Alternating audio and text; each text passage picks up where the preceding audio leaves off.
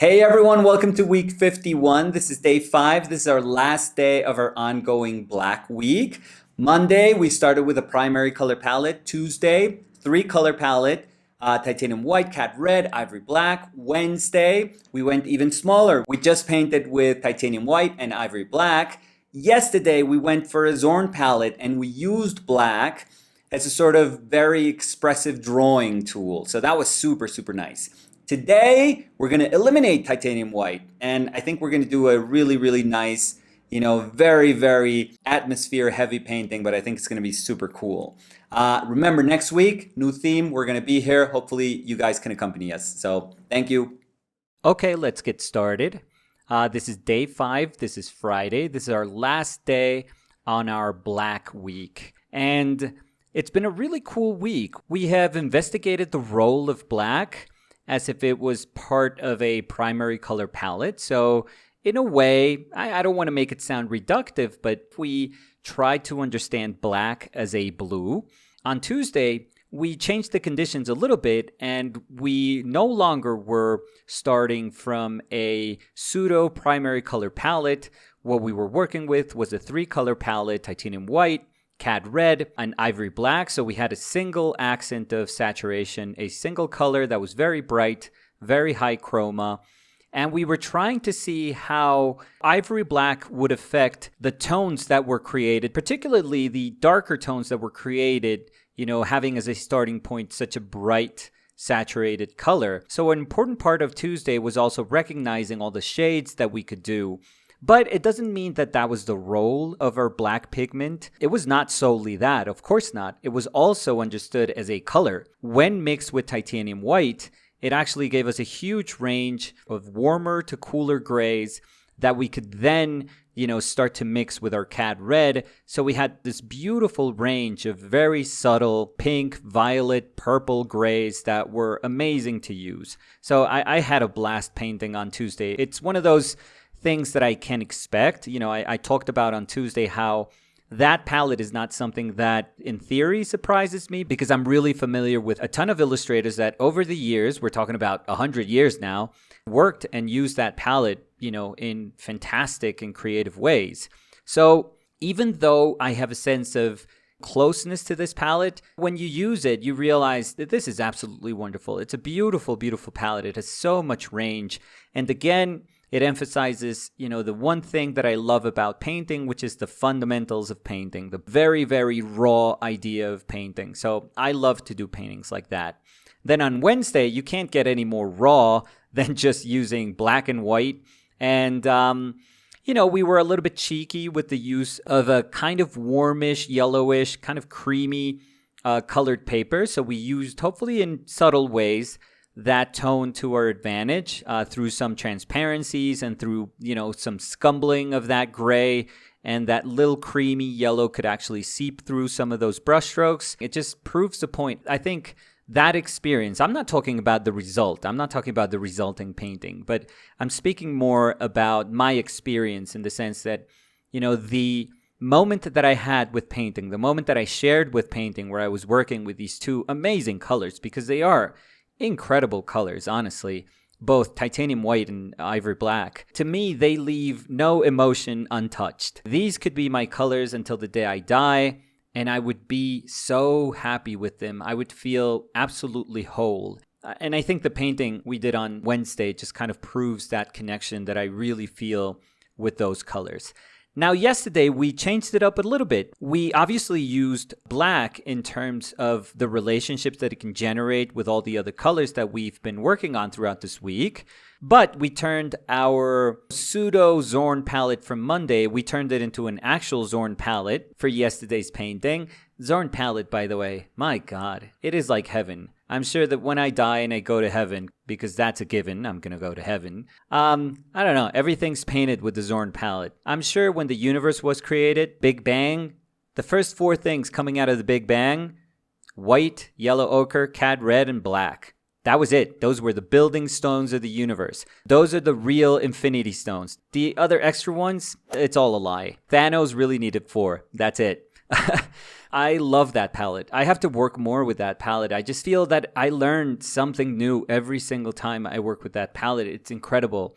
It's almost like I know it by heart. I know this palette and I can work with it just perfectly. But even though I think I know it, every time I sit down, it's like, no. There's so much to teach you. It's incredible. By the way, talking about this palette, and this is just going to be a little detour. I gave some workshops in Chattanooga in Tennessee at the Townsend Atelier. And Peggy and Stan are two of the most amazing people. I think I've talked about them before, but they are some of the most amazing people I've ever met in my life. If you ever have the opportunity to do a virtual workshop because this will eventually be over, go to Chattanooga and do a physical workshop or go to the drawing group that they have also there. And one of the amazing painters that teaches there is Mia Bergeron. And Mia is amazing. Mia is an incredible painter. I mean, she is super, super talented. And Peggy and Stan have hanging in their wall, because they have this wall where they have like a bunch of really cool paintings from a ton of artists that have given workshops over there. They have on this wall this painting, this copy done by Mia of a Zorn painting, and she did it with 4 colors. She did it with a Zorn palette. And it blew me away. First of all, it's a fantastic copy. But she was doing stuff with that palette that I was like, oh, no, you didn't. I mean, that's not something that I can do. I know this palette by heart, and I thought I knew kind of like its limits. And in Mia's hands, that palette was 10 times more beautiful than the palette that I have worked with. So that was amazing. Again, it just goes to show you that in painting, there's no such thing as saying, oh, yeah, I ticked that box. You know, I can move forward now. I've learned that already. You know, I'm past painting 1. Give me painting 2. You know what? Give me painting 3. Please, I can do this in my sleep. No, there's only painting 1. There's only foundations of painting. And then it's like, what do you want to say with painting? But I think the very basics of painting are everything you need to know. It's not like it's all you need to know, like these are the simple recipes, and then you enter this world where everything is like highly complex and you feel overwhelmed. No, it's the same thing. It's exactly the same thing. I think all of us painters that do workshops, we really, in the end, say the same thing, but we just end up using different words. But I think at our core, we actually all believe in the very same thing. It's kind of crazy. Anyways, so yesterday we brought back that Zorn palette and we painted a portrait of Tommy. Tommy, I've painted before. I think he's a wonderful artist. I mean, you can't work harder than what Tommy works. It's pretty amazing. His work ethic is fantastic. And I was very happy to introduce the use of black and not just equated with drawing marks, but equated with like the power and the rawness behind mark making. It was not quite about saying, hey, black equals drawing. No, it was just about the power. I think yesterday we weren't ready to harness all that power. When I mentioned Beckman, I was like, oh my God, this is way too strong for me. Like, this is something that I'm not ready to deal with. And I think it's super normal for us to say those things. I think it's okay to say, I am a painter at a point in my life where I just wouldn't know how to deal with this. I just don't know how to do this. I get the same feeling with Kathy Kollwitz. There's so much emotion when you look at a Kathy Kollwitz that I almost feel like I should stop looking. It's that deep and it's that powerful that you go like, okay, this is too much. You know, this is way too much. This is like a pure soul drawing and printmaking. I think that at some points in our life, we just come across these things that are so pure that you go like, ooh, that's too much. You know, it's like looking at the sun. It's like, whoa, it's like way too much. You know, and I have to be honest. Yesterday, I thought that I was going to be able to channel all that power from all those contours and marks that Beckman did. And I realized it was all going to be a lie. I was like, yeah, I could do that. And I guess, you know, I could get away with it. But it would just feel shitty. I don't know. It would just feel dirty because it's not mine. It's not mine to use, I feel. And it's not one of those things that you have to earn, because I wouldn't wish on anyone suffering in order to paint bold marks. That's not cool either. Let's not oversell suffering here. I mean, I think the world is amazing if we're all just pretty much happy and at peace. So I don't want to wish anyone more suffering than the one that comes with just being alive. So I was happy that I told myself, dude, don't do this. Don't do this for the sake of doing it. Even though it's not going to be what you expected, do it in a way where it feels right. And the way it felt right for me was just doing, you know, a few marks. I only needed a few of these marks. And it actually speaks about the power of mark making and how immensely bold just having a color like Ivory Black in that mix just helps the way those marks are read or understood. If you want, it was like a watered down version of what I wanted to do. I don't think I did a watered down painting. I actually really liked yesterday's paint. I feel like Tommy is in there too. It's super awesome when you paint somebody and you feel like you've captured something about them. And I felt that yesterday, so I really liked yesterday's painting. For today, we're actually going to do something a little bit different, and I'm sure you guys have noticed this. We're going to take white out of our palette. So it's kind of like a throwback to that week where we replaced white with a bunch of other pigments, trying to convince ourselves that we don't really need white. We can actually do without white. I think that there was a day where I mentioned, it was probably on Monday, where I mentioned that the mix of yellow, it could be a bright saturated yellow. It could be Bismuth Yellow, which is very bright and very light, or Cad Yellow, which is very orange, or it could be Yellow Ochre, which is an earth tone. But the mix with yellow and black is one of those mixes that I always love, that I'm always like, oh my God, it made a green. Like I'm always surprised as if it was the first time I put those two colors together and mixed them. I obviously know what to expect, but every time I see it, I'm like, oh, you beautiful green gray, because, the one I usually mix the most is Yellow Ochre and Ivory Black. But I told myself, let's just do a painting with yellow and black, and let's just have yellow be our lightest value and our lightest pigment. But I thought to myself, okay, if we're going to do this, let's actually, have fun with this. I told you guys that I had run out of Bismuth Yellow. In painter talk, that actually means I'm pretty sure there's no more paint in the tube, but when we enter like desperation mode, when we desperately need to squeeze out every single little ounce of paint from that tube, I'm going to destroy this tube. I'm going to scrape every bit of paint that there is in this tube. So I thought there was no paint in this tube, but, suddenly I could squeeze more Bismuth Yellow. I had my Cad Yellow, Danny's Cad Yellow, which I've always thought it wasn't really Cad Yellow Deep, which it said. I actually told you guys that I felt that it was Cad Yellow.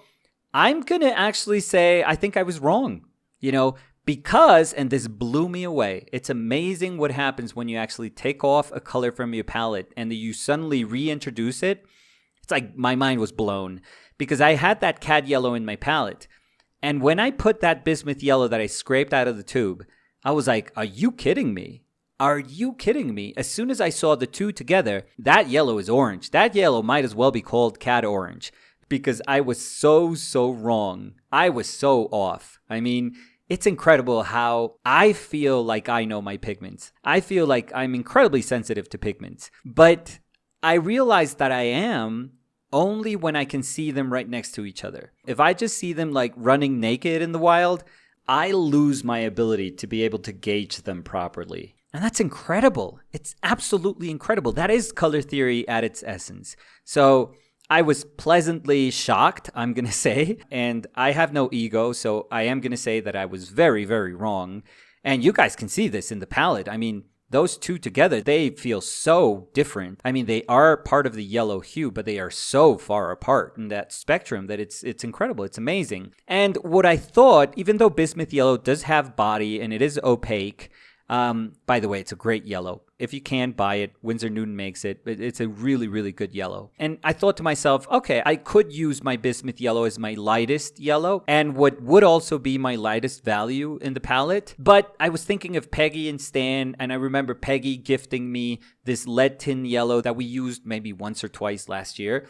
And I was like, no, this is perfect. Let's have lead tin yellow as my lightest. Let's have Bismuth Yellow. Let's have Cad Yellow Deep and black. And this is going to be a crazy cool palette. And as soon as I put down my lead tin yellow, I was like, are you kidding me?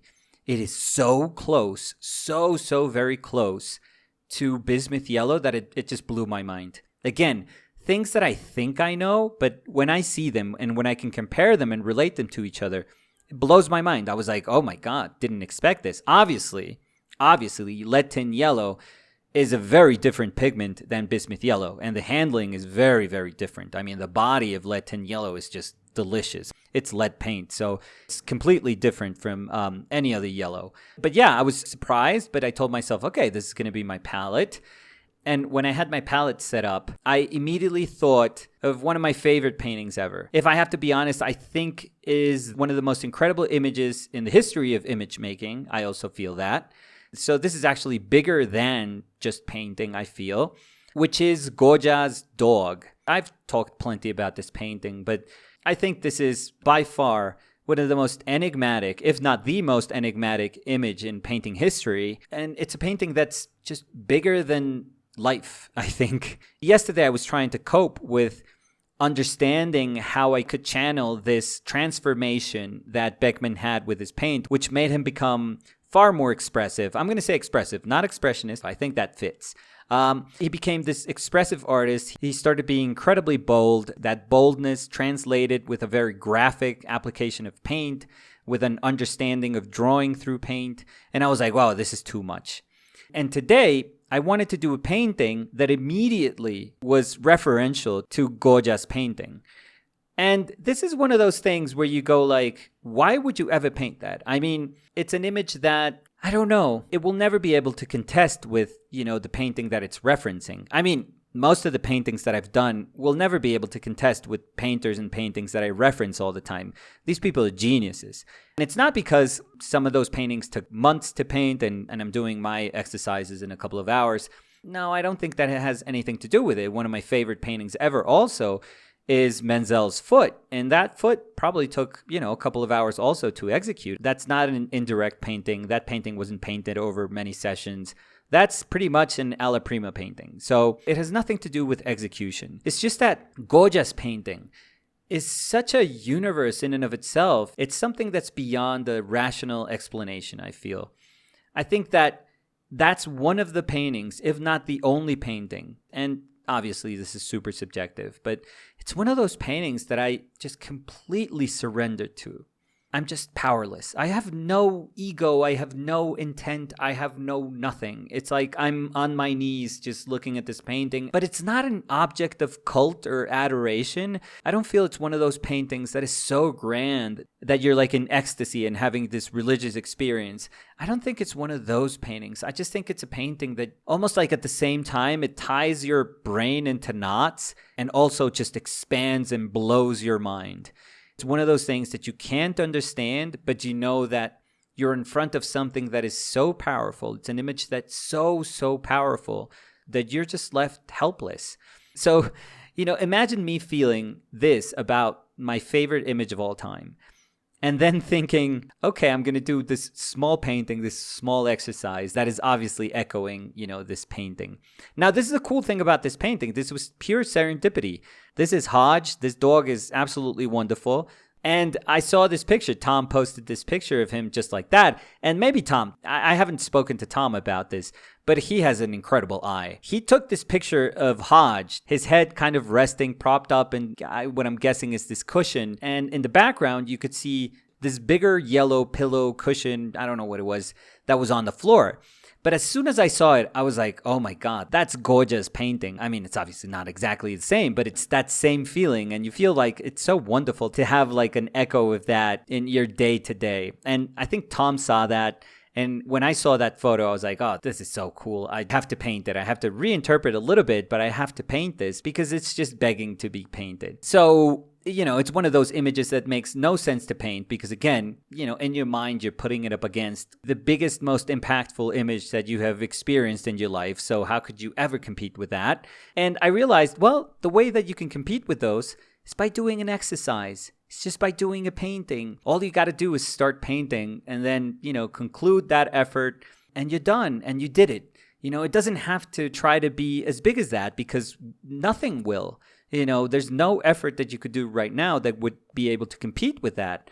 So as soon as I told myself, just let go, let go of all that weight. I mean, it's still going to be my favorite image of all time after I finish the painting. But just grant yourself this right to be able to have fun with this image and to be able to say, Goya, you're a genius. You belong to no country, no time, no school. And this painting is just this perfect proof of all of that. So today, I know it was about black, but it suddenly became bigger than that. And I know I had a ton of fun just introducing black into this yellow hue family and trying to find all these variations. But in the end, I was just trying to give myself an opportunity to have fun and evoke and ignite some of those wonderful feelings that I have when I look at Goya's work and specifically at his painting of the dog. So it was awesome. I think that this palette was absolutely perfect for this exercise. And I feel weird about saying this, but I had a blast. I had fun just trying to be referential with this painting. And Hodge was the perfect model. I mean, so much personality. That dog is amazing.